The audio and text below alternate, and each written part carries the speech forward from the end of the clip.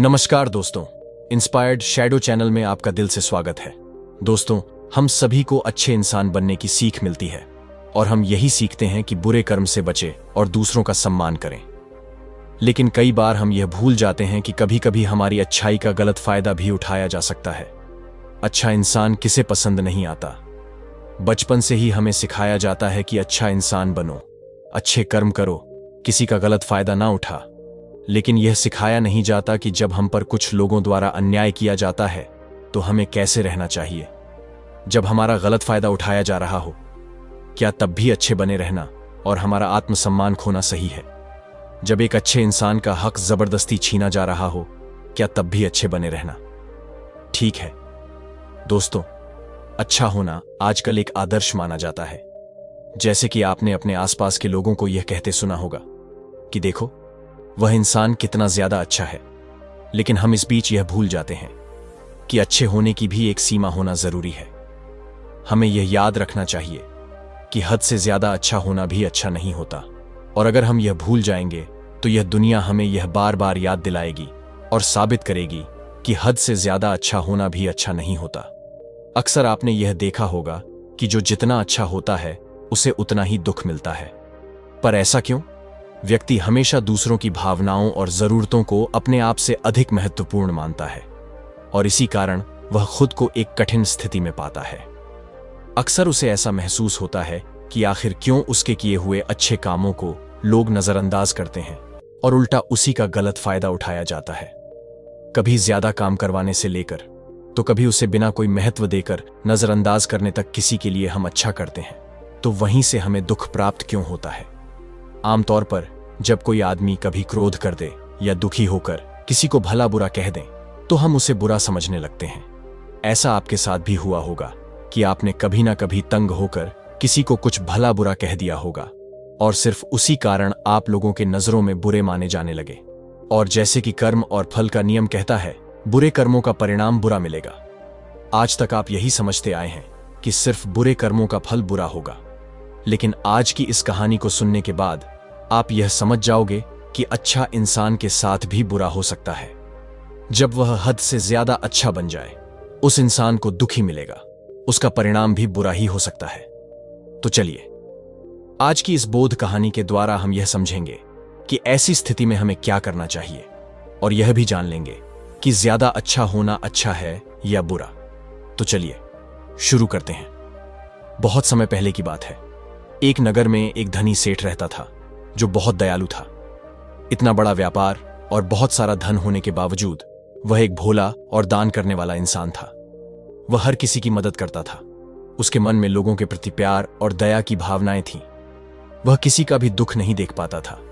उसके इतने दयालु और भोलेपन की वजह से उसके आसपास के लोग उसकी इसी बात को उसकी कमजोरी समझकर उसका फायदा उठाते थे। कुछ लोग उस सेठ के सामने झूठ मूठ का रोना रोकर उससे पैसे उधार ले जाते थे।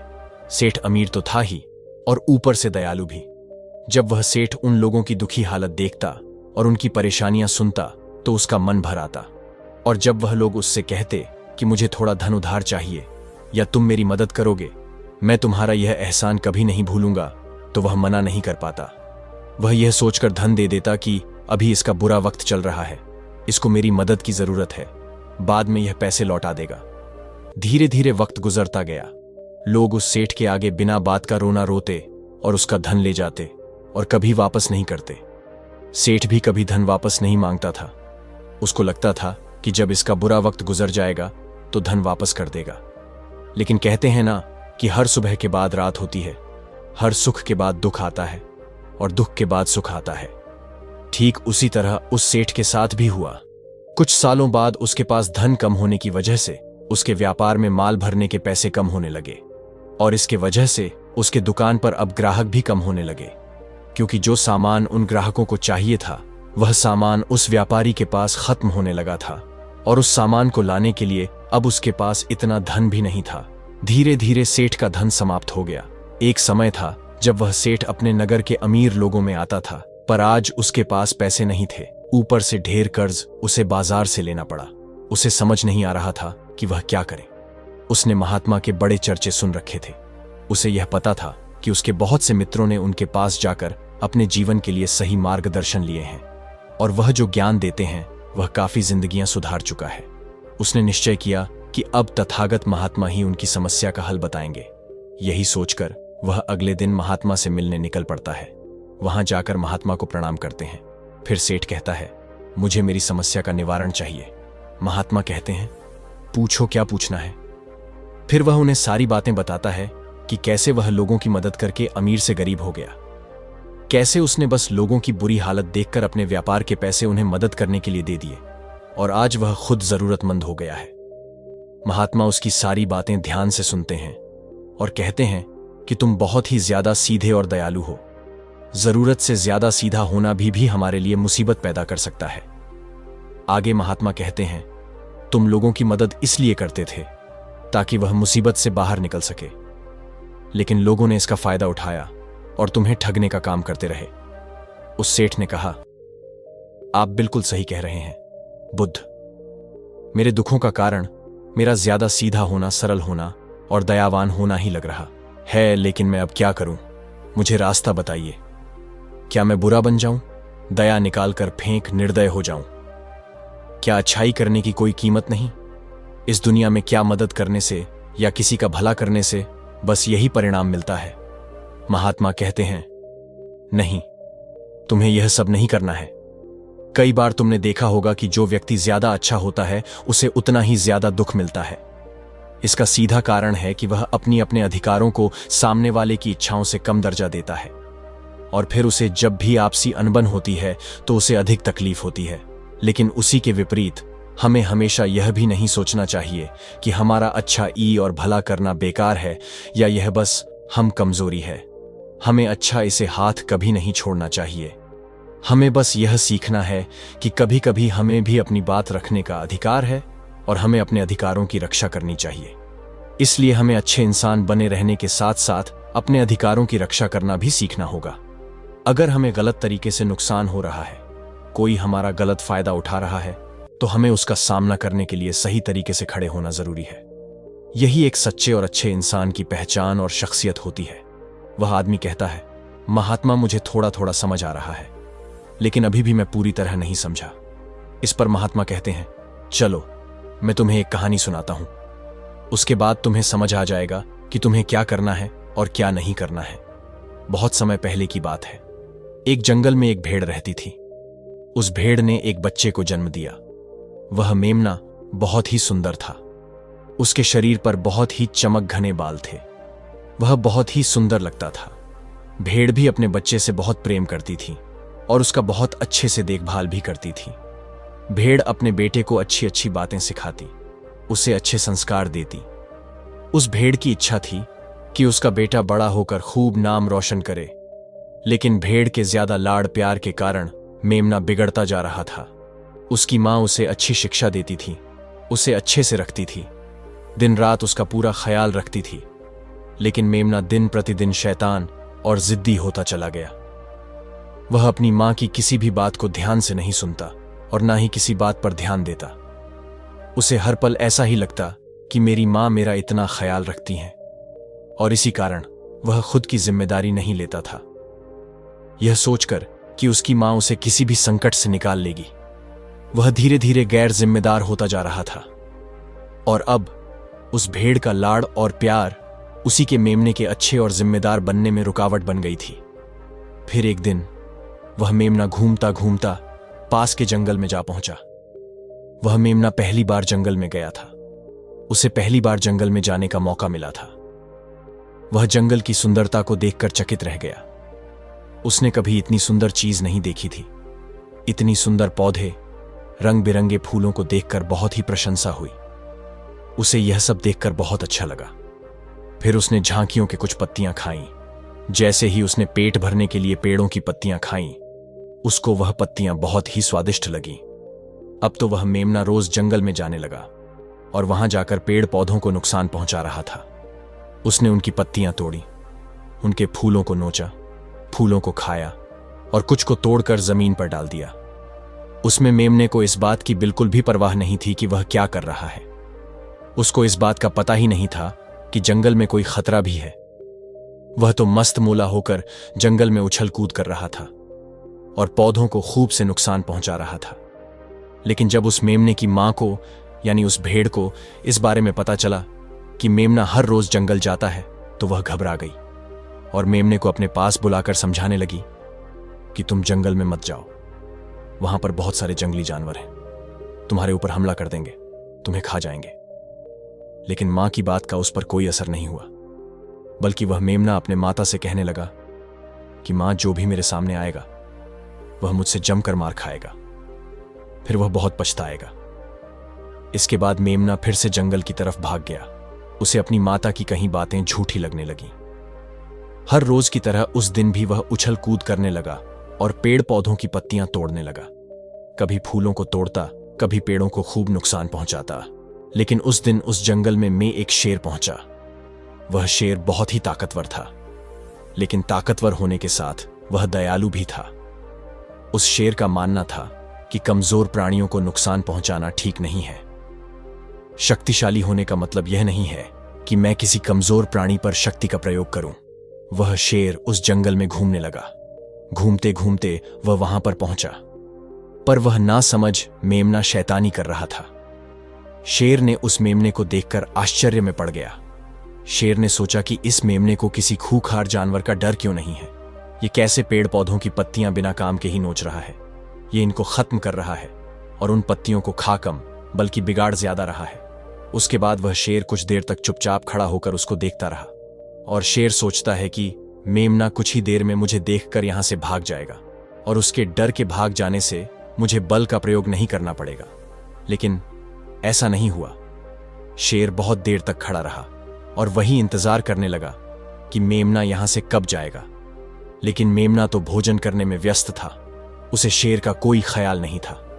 मजे से पेड़ पौधे की पत्तियां नोच रहा था, उन्हें खा रहा था, सब कुछ बेकार कर रहा था। जब शेर ने देखा कि मेमना उसे देखने के बाद भी वहां से नहीं जा रहा, तो खुद वह मेमने के पास जाता है और वहां जाकर बोला, सुनो बच्चे, इस जंगल में फूल पत्तियों को नुकसान पहुंचा रहे हो। उन्हें जितना जरूरी है तुम्हारे भोजन के लिए, बस उतने ही तोड़ो।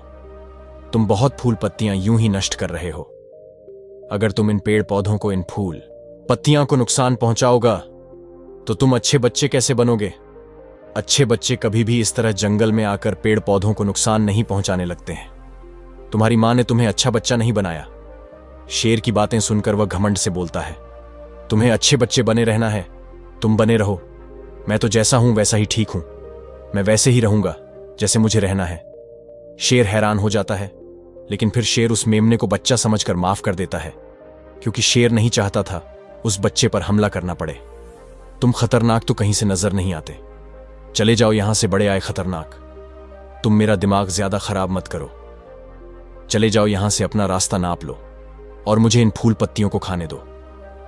यह कहकर वह घमंडी मेमना पत्तियां खाता हुआ आगे चला गया और शेर उसे बस हैरानी से देखता रह गया। तभी वहां पास में ही झांकियों के पीछे एक लोमड़ी छुपी हुई थी। वह लोमड़ी शेर और मेमने की सारी बातें सुन रही थी। उस लोमड़ी को शेर राजा की इस तरह बेइज्जती बर्दाश्त नहीं हुई, तो वहां से झाड़ियों से निकलकर शेर के पास आ पहुंची और शेर के पास आकर बोली, क्षमा कीजिएगा महाराज, आप तो इस जंगल के महाराज हैं, इतने बलशाली हैं। आप चाहे तो इस मेमने को 2 मिनट में मजा छका के निपटा सकते हैं और उसे आपका अपमान करने से रोक सकते थे। फिर आपने कुछ भी क्यों नहीं किया?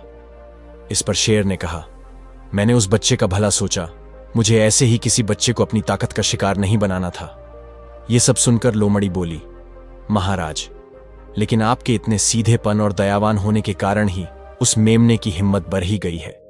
वह आपके सीधेपन का गलत फायदा उठा रहा है और जंगल में इधर उधर घूम रहा है और पेड़ पौधों को नुकसान पहुंचा रहा है। मुझे पता है कि कमजोर प्राणी पर हमला नहीं करना चाहिए, यह बहुत बुरी बात है और यह भी दया करना एक अच्छा गुण है, लेकिन शासन में कभी कभी भय दिखाना भी जरूरी है। आपकी यह बात सही है कि प्रजा के साथ दयालुता का व्यवहार करना चाहिए, लेकिन इसके साथ साथ यह भी जरूरी है कि उनके मन में राजा के प्रति डर भी हो, ताकि वह इस तरह के अपराध ना करें, कोई मर्यादा ना तोड़े। लोमड़ी की बात सुनकर जंगल का राजा शेर लोमड़ी से कहता है, क्या ऐसा हो सकता है कि मेमने को भय दिखाकर हम उसे काबू में कर सके, जिससे कि उसमें सुधार आए और उस नमने को किसी तरह का नुकसान भी ना पहुंचे, जिससे कि वह जंगल के पेड़ पौधों को कोई नुकसान ना पहुंचाए। फिर शेर कहता है, लोमड़ी, क्या तुम ऐसा कर सकती हो? शेर की बात सुनकर लोमड़ी कहती है, जी हां महाराज, बिल्कुल, मैं ऐसा कर सकती हूं कि वह डर भी जाए, सुधर भी जाए और उसे कोई नुकसान भी ना हो। उसे इतना डरा दूंगी कि वह जंगल में कभी दोबारा घुसने की हिम्मत नहीं करेगा। मैं उसे इस तरह डराऊंगी कि उसके मन में भय बैठ जाएगा। फिर वह जंगल के पेड़ पौधों को भी नुकसान नहीं पहुंचाएगा और साथ ही साथ मैं उसको कोई भी नुकसान नहीं पहुंचने दूंगी। फिर लोमड़ी कहती है कि उसकी मां तो उसे कभी सुधार नहीं पाई, लेकिन मैं उसे जरूर सुधार दूंगी। लोमड़ी की बातें सुनकर शेर ने बोला, अच्छा ठीक है, तुम कोशिश करके देखो। अगर तुम्हें इसमें सफलता मिल जाती है तो मैं तुम्हें जंगल के सभी जानवरों के सामने इनाम दूंगा। शेर की बातें सुनकर लोमड़ी बहुत खुश हुई। वह तुरंत मेमने के पास गई और उस पर गर्ज पड़ी। इससे पहले कि वह मेमना वहां से भाग पाता, उससे पहले ही लोमड़ी ने मेमने को जमीन पर पटक दिया और उसे अपने मजबूत पंजों से दबोच लिया। मेमने को दबोच के बाद लोमड़ी मेमने से बोली कि बोल, तुझे मार दिया जाए या छोड़ दिया जाए। तुमने इस जंगल के पेड़ पौधे, यहाँ के फूल और कमजोर प्राणियों के साथ भी तो यही किया है। मेरे मार ही देना चाहिए। लोमड़ी की बातें सुनकर मेमना डर के मारे थर थर कांपने लगा। फिर वह मेमना बोलने लगा, मुझे माफ कर दो, मुझे छोड़ दो, मुझे यहां से जाने दो। मैं कभी भी जंगल की तरफ नहीं आऊंगा, ना ही कभी पेड़ पौधों को कोई नुकसान पहुंचा हंगा, और अब मैं कभी कोई गलती नहीं करूंगा। तब लोमड़ी ने मेमने की पकड़ ढीली की। जैसे ही मेमने की पकड़ ढीली हुई, वह जोर जोर से भागने लगा। वह गिरता उठता भागता हुआ अपनी मां के पास जा पहुंचा। उधर लोमड़ी शेर के पास गई और सर झुकाकर बोली, देखा महाराज, ताकत साथर दिमाग का प्रयोग करना भी बहुत जरूरी होता है। तभी लोग हमारा सम्मान करते हैं, तभी हमारी अच्छाई का गलत फायदा नहीं उठाया जाएगा। लोमड़ी की बात सुनकर शेर लोमड़ी की योग्यता से प्रभावित हुआ। उसने लोमड़ी को सारे जानवरों के सामने इनाम दिया। उधर वह मेमना घबराए हुए अपनी मां के पास पहुंचा और अपनी मां से आकर लिपट गया और मां से क्षमा मांगने लगा। मां, मुझे क्षमा कर दो, मैंने आपकी बात कभी नहीं मानी। आप मुझे हमेशा सही कहती थी कि जंगल में बहुत खतरनाक जानवर रहते हैं। आज के बाद मैं कभी भी उस जंगल में नहीं जाऊंगा। फिर महात्मा उस व्यापारी को कहते हैं, देखा बेटा, इतने अच्छे मत बनो कि लोग तुम्हें खा जाएं, और ना ही इतने कड़वे बनो कि लोग तुम्हें खाएं ही नहीं। जरूरत से ज्यादा अच्छा बनना इंसान को दोहक देगा। लोग उसका सम्मान नहीं करेंगे, बल्कि उसे पागल समझेंगे। महात्मा सेठ से कहते हैं, अगर शेर भी अच्छा बनने का दिखावा करेगा या फिर अच्छा बनकर रहेगा तो लोग उससे डरने की बजाय उसे पागल समझेंगे। सेठ को समझते हुए महात्मा बोले, अगर हम ज्यादा अच्छे बनकर पेश आते हैं तो लोग हमारी अच्छाई का फायदा उठाने लगता है। तुम लोगों के लिए भले उनकी मदद करते हो, वही लोग भोले बनकर तुम्हें ठगने की कोशिश करेंगे। तुम्हें लोगों की मदद करना छोड़ना नहीं, बल्कि समस्या सुनकर उसे धन देने की बजाय उन्हें समाधान देने की कोशिश करो। अगर धन की आवश्यकता पड़े तो थोड़ा बहुत धन दे सकते हो, लेकिन हर समस्या का समाधान धन से करने की वजह निवारण से करो। इससे वही लोग तुम्हारे पास समस्या लेकर आएंगे जिनको हकीकत में दिक्कत है। पैसे ठगने वालों से तुम्हें मुक्ति मिल जाएगी। सेठ महात्मा को प्रणाम करता है और धन्यवाद कहकर वहां से चला जाता है। फिर वह वैसा ही करता है जैसा महात्मा बताते हैं, और कुछ ही सालों में वह पहले जैसा धनवान बन जाता है। तो दोस्तों, उम्मीद है कि वीडियो पसंद आई होगी। अगर अच्छी लगी हो तो वीडियो को एक लाइक और इंस्पायर्ड शैडो चैनल को सब्सक्राइब भी कर लीजिए। मिलते हैं अगले वीडियो में, तब तक के लिए आपका बहुत बहुत धन्यवाद।